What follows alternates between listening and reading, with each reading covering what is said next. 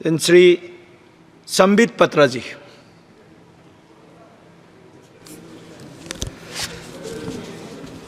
आप सभी को प्रणाम। पीठासीन महोदय, आपको बहुत धन्यवाद। राष्ट्रपति महोदया के अभिभाषण पर आपने मुझे धन्यवाद प्रस्ताव पे बोलने का सुअवसर दिया है। आज मैं इस सदन को भी धन्यवाद देना चाहूँगा कि आज 1 जुलाई को, जो कि डॉक्टर्स डे भी है, एक बहुत बड़ी चिकित्सा का काम गुलामी के खिलाफ हुआ है। गुलामी की मानसिकता जिसमें बचपन से हम आईपीसी और सीआरपीसी सुना करते थे, अब हम आईपीसी और सीआरपीसी नहीं सुनेंगे, हम भारतीय न्याय संहिता सुनेंगे, हम भारतीय नागरिक सुरक्षा संहिता सुनेंगे। स्वाभाविक रूप से ये एक बहुत बड़ा बदलाव है। मुझे दुख इस बात का है और मुझे कई बार कष्ट इस विषय को लेकर होता है कि ये बातें सुनने में छोटी छोटी लगती होंगी, ये बातें सुनने में शायद महत्वपूर्ण नहीं लगता होगा कि आईपीसी और सीआरपीसी था, भारतीय न्याय संहिता हो गया तो क्या बदलाव हो गया। ये एक बहुत बड़ी छलांग है, ये मानसिकता में परिवर्तन है। आप सोच के देखिए, अंग्रेजों द्वारा बनाया गया कानून घसीटते हुए हम हिंदुस्तान के 75 वर्ष आज़ादी के हो गए थे, फिर भी हम उसे घसीटते हुए ले जा रहे थे। एक नरेंद्र मोदी को आना पड़ा बतौर प्रधानमंत्री यह सोचने के लिए कि we have to change this mentality, we have to come above this and we have to in a way end this enslaving mentality of the society of India. I thank the Prime Minister, I thank the Home Minister, and I thank each and every one of you for supporting this. सभापति महोदय, तीसरी बार मोदी जी की सरकार बनी है और हर जगह खुशी का माहौल है। हम भी खुश हैं, स्वाभाविक रूप से सरकार बनी, हम खुश हैं। देश की जनता तो खुश है ही कि मोदी जी की सरकार बनी। और विडंबना देखिए, जिनको हम सोच रहे थे कि दुखी होंगे कि हमारी सरकार बनी है और उनकी सरकार नहीं बनी, वो भी खुश है। तो मुझे तो समझ में नहीं आ रहा है, अगर चहुंदिक दिशा में खुशी का वातावरण है, हम खुश, देश खुश, वो भी खुश है, तो खतरे में कौन है और भयभीत कौन है? किसी को भयभीत नहीं होना चाहिए बंधु। आप तो खुश हैं, आप तो खुशी जाहिर कर रहे हैं, और डबल खुशी तो हमारे पास है। हमारे पास खुशी इस बात की भी है कि हमने सरकार बनाई है, और खुशी इस बात की भी है कि एलओपी राहुल जी बने। डबल खुशी है। और एक राहुल जी नहीं बने हैं, दो राहुल जी। आज एक राहुल जी ने कहा मैं आज एक नहीं हूं, मैं 2। जब एक राहुल से इतना बड़ा एसेट का हमें प्राप्ति हुई थी, आप सोचिए 2 राहुल से इस देश को कितना लाभ होगा। और मुझे लगता है हमारे जो विपक्ष के साथी हैं उन्हें भी 2 राहुल से बहुत ही लाभ होगा। नहीं, अच्छी बात है। देखिए, राहुल जी एक एसेट हैं, इसमें कोई दो मत नहीं। मुझे लगता है विपक्ष के मेरे साथी भी इससे सहमत होंगे कि Rahul ji is an asset. Now we have double assets. बंधुगण, मुझे कष्ट इस बात का होता है, मित्रों, मुझे कष्ट इस बात की होती है कि ये दुखी इस विषय से नहीं है, ये दुखी इस विषय से नहीं है कि सरकार उनकी नहीं बनी। बिकॉज आज राहुल जी ने कहा है कि मैं खुश हूं, we are happy and we are contented, हमें खुशी है कि हम अपोजिशन में है। वो दुखी इस बात से नहीं है कि सरकार उनकी नहीं बनी, वो दुखी इस बात से है कि ये डूब क्यों नहीं रहे हैं, इनका 400 पार क्यों नहीं हुआ है। मतलब ये खुशी मना रहे हैं इस बात को लेकर कि इनका 400 पार नहीं हुआ है, और इस विषय को लेकर वो दिवाली मना रहे हैं। आप सोच के देखिए, 3 टर्म से समुद्र के गर्त पे पड़े हुए हैं और ऊपर देख रहे हैं कि इनके जहाज में छेद कब होगा, इनके जहाज में छेद कब होगा और ये कब डूबेंगे। ये खुद तैरने की कोशिश नहीं कर रहे हैं। मुझे लगता है कि हमें भी ईश्वर से और आज शिव जी से प्रार्थना करनी चाहिए कि अगर राहुल जी प्रसन्न है, विपक्ष में रह के प्रसन्न है, तो उनकी प्रसन्नता अनंत काल तक बरकरार रहे।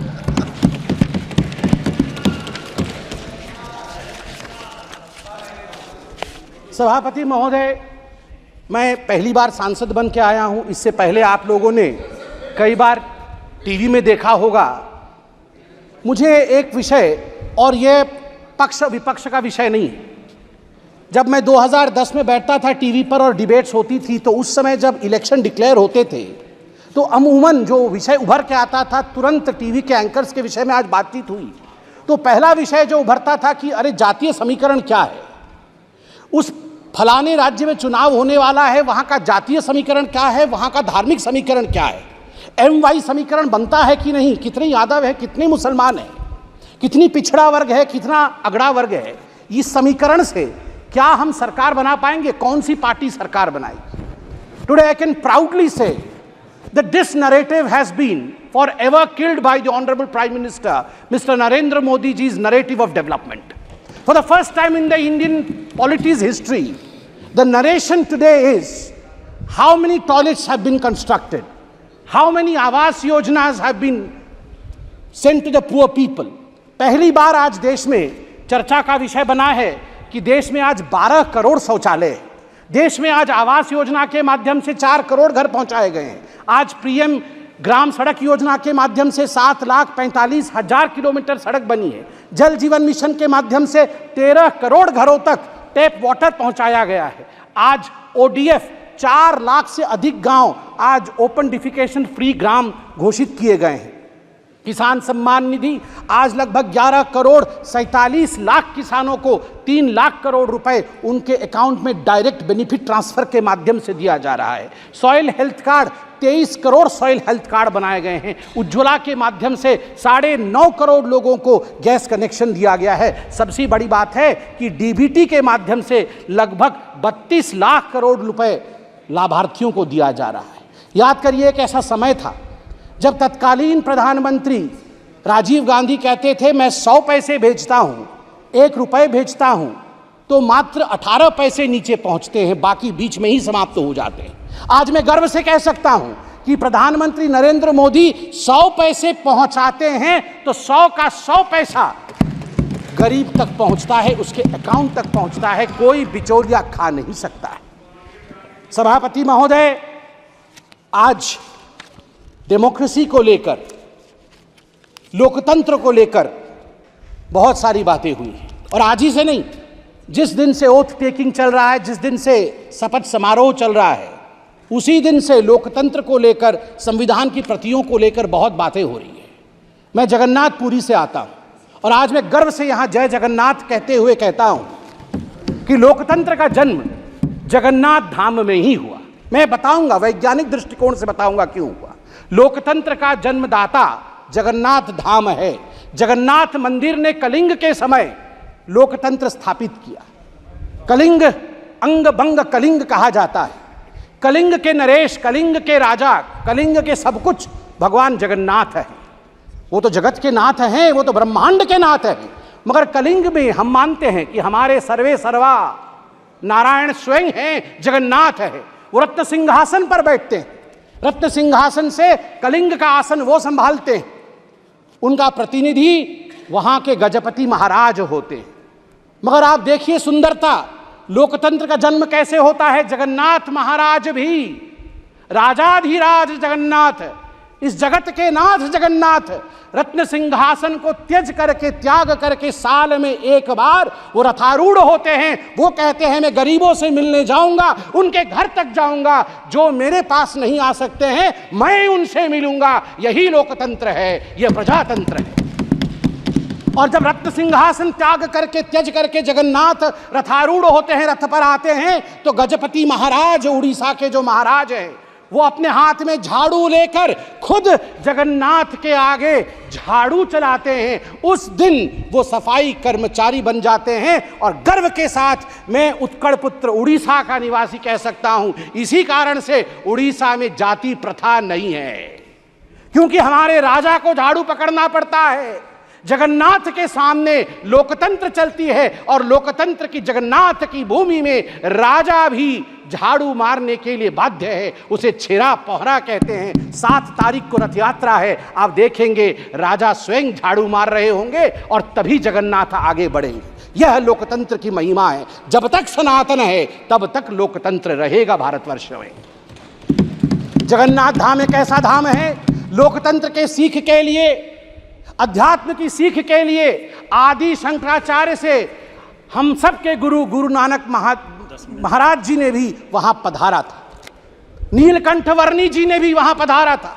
ऐसे कोई गुरु नहीं जो वहां नहीं आए और वहां से शिक्षा दीक्षा लेकर नहीं गए। और आज मैं फक्र के साथ कह सकता हूं, मेरे प्राजी वहां बैठे हुए हैं सभी, जब 1506 में गुरु नानक देव जी जगन्नाथपुरी आए थे और जब वो अंदर गए थे मंदिर भगवान के दर्शन करने, उस समय आरती चल रही थी। उस भव्य आरती को देखने के पश्चात अनायास ही गुरु नानक देव जी के मुख से आरता निकला था, जो अपने आप में आज इतिहास है। गगन में थाल रव चंद दीपक बने, तारका मंडल जनक मोती, धूप मले आन लो पवन चवरो करे, सगल बन राय फुलंत ज्योति, कैसी आरती होए भव कंडना तेरी, कैसी आरती होए अनहद सबद बाजत भेरी, कैसी आरती होए तेरी। गुरु नानक देव जी कह रहे कैसी आरती तेरी, भव्य आरती है। भव खंडना, भय खंडन करने वाला। आप सोच के देखिए, आज भय के विषय में बात हो रही है। अनादि काल से इस भय को खंडन करने का काम महादेव ने किया है। इस भय को खंडन करने का काम उस सनातन ने किया है, जिस सनातन को मिटाने के विषय में आज ये लोग कह रहे थे और अनेकों वर्षों से सनातन के विरोध में कह रहे थे। मैं केवल और कुछ शब्द कह के अपने विषय को शांत करूंगा। सभापति महोदय, आज मुझे बड़ी तकलीफ हुई कि हिंदू धर्म को लेकर आज यहां पर जिस प्रकार से विषय रखा गया है, यह अनुचित है। आज यहां राहुल गांधी जी ने सभी के सामने कहा कि हिंदू धर्म को मानने वाले जो अपने आप को हिंदू कहते हैं वो हिंसक है। मैं गर्व से कहता हूं मैं हिंदू हूं और मैं हिंसक नहीं हूं। मैं गर्व से कहता हूं मैं हिंदू हूं और मैं हिंसक नहीं। आप हिंसा मत करिए। मैं हाथ जोड़ के कहता हूं आप हिंसा मत करिए, प्लीज। शाब्दिक हिंसा मत करिए। सब लोग शांत होकर बैठिए। राहुल जी ने ऑन रिकॉर्ड कहा है जो अपने आप को हिंदू कहते हैं वो हिंसक है।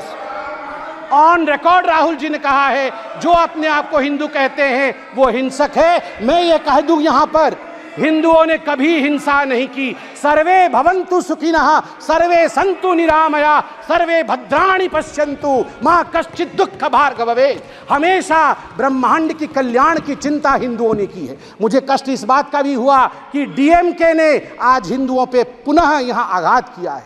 राजा साहब ने अपने भाषण में यह कहा कि हिंदू महिलाओं को एंस्लेव करती है। नहीं, हिंदू महिलाओं को देवी के रूप में पूजा करती है, उपासना करती है। दुर्गा, सरस्वती, लक्ष्मी, विमला ये माताएं हैं हमारी। हमने कभी एंस्लेव नहीं किया है। ये बहुत गलत है। और मुझे लगता है राहुल गांधी ये नहीं जानते हैं कि शिव जी त्रिशूल क्यों रखते हैं। राहुल गांधी जी ने कहा शिव जी का त्रिशूल नॉन वायलेंस का त्रिशूल है। ना राहुल जी, हमारे सभी देवी देवता एक हाथ में शास्त्र रखते हैं और दूसरे हाथ में दंड या शस्त्र भी रखते हैं। यदि शास्त्र का पालन ना हो, धर्म का पालन ना हो, तो फिर शस्त्र उठा करके दंड देने का संवैधानिक प्रयोजन अनादिकाल से हमारे देवी देवताओं के पास था। इसलिए भय बिनु प्रीति नहीं हो सकता है। प्रीति करना होगा, इस देश से करना होगा, इस देश का जिंदाबाद करना होगा। चिल्लाइए मत, पीछे वो बैठे हैं जिन्होंने जय फिलिस्तीन कहा था। आप ना, बिल्कुल सही कह रहा हूं जी। आपने यहाँ शपथ में जय फिलिस्तीन कह दिया। मुझे तो डर इस बात का है कि वह दिन भी दूर नहीं जब आप में से कोई यहाँ जय पाकिस्तान भी कह दे। भरोसा नहीं है। आप जय फिलिस्तीन कह सकते हैं तो जय पाकिस्तान भी कह सकते हैं आप लोग। आप लोग धिक्कार का विषय है, धिक्कार का विषय है। यदि आप जय फिलिस्तीन कह सकते हैं, यहाँ पर जो संवैधानिक प्रक्रियाएं हैं उसको ताक पे रख करके आपने जय फिलिस्तीन कहा, कल को जय पाकिस्तान कैसे नहीं कह सकते हैं? कह सकते हैं। और आप लोगों ने कहा सेंगोल हटा दीजिए। आप लोगों ने कहा सेंगोल हटा दीजिए। सेंगोल मतलब समझते हैं आप? सेंगोल एक तमिल शब्द है जिसका अर्थ है सिमाई। सिमाई मतलब राइटियसनेस, न्याय का दंड है। ये धर्म का दंड है। धर्म मतलब हिंदू, मुस्लिम, सिख, ईसाई नहीं। धर्म मतलब धारयति इति धर्म, जो धारण करता है न्याय को वो धर्म है। ये दंड न्याय को धारण करता है, ये कभी ना हटेगा, ना हटने की इसके स्वप्न कोई देख सकता है। इतना ही कह के मैं पीठासीन को नमन करके धन्यवाद देता हूं। श्री अमरिंदर सिंह ब्रार जी। रूडी साहब, प्लीज प्लीज।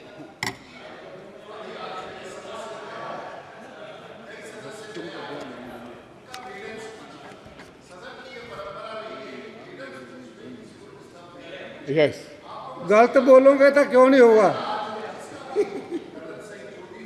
नहीं गलत क्यों? रूडी साहब